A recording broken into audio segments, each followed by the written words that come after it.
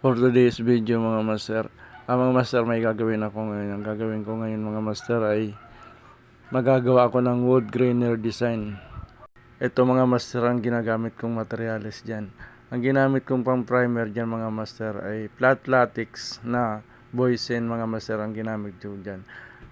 Ang sunod po na gagawin dyan mga master ay lilihain po natin na yan ng number 120 or 240 mga master na liha. Pagkatapos natin magliha mga master ay applyan na natin ng semi-gloss latex mga master na boysen pa rin po ang brand natin mga master. Pagkatapos natin maglagay ng semi-gloss mga master ay hintayin lamang po natin matuyo. Saka tayo magliha ng number 240 ulit mga master.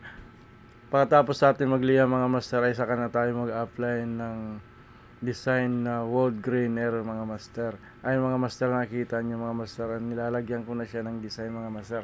Ang paglalagay po niya ng design mga master, kung kayo po ay mayroong BB roller mga master, ay yan po ang magandang gamitin natin pang pahid dyan para tayo po ay mapabilis. Kung wala rin naman kayong BB roller mga master, ay pwede rin po yung brush. Pwede rin tayo gumamit ng brush mga master. Kayo nang bahala kung anong laki ng brush na gagamitin nyo mga master. Ay mga master, para po dun sa mga baguhan mga master. Huwag lang po natin shortcutin mga master ang pagpreparasyon mga master ng kung saan man natin ilalagay yung design natin na wood grainer mga master. Ayan mga master, nakapag-design na nga tayo mga master at natuyo na rin siya. Lihain na rin natin siya ng number 240 mga master. Lihain po natin siya ng mabuti mga master hanggang sa matanggal po yung mga himulmul niya mga master.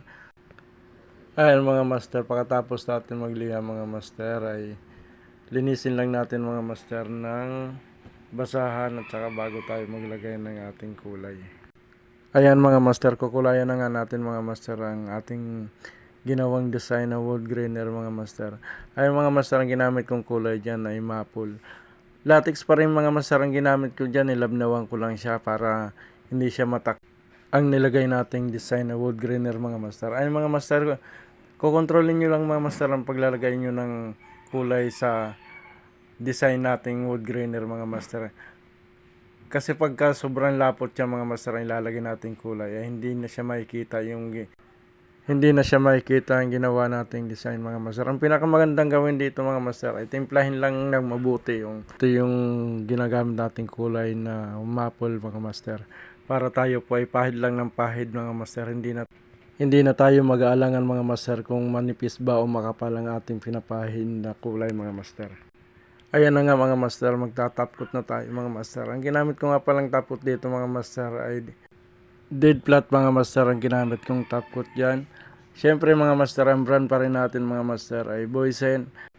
Ayan mga master, 2 beses lang tayo mag-i-spray ng top coat mga master. Antayin lang natin matuyo yung unang spray natin ng top coat mga master. Saka natin lihain ng number 240 ulit mga master. Saka tayo natin sprayan ulit ng top coat mga master. Ayan mga master, tapos na ang ating pagka-top coat mga master.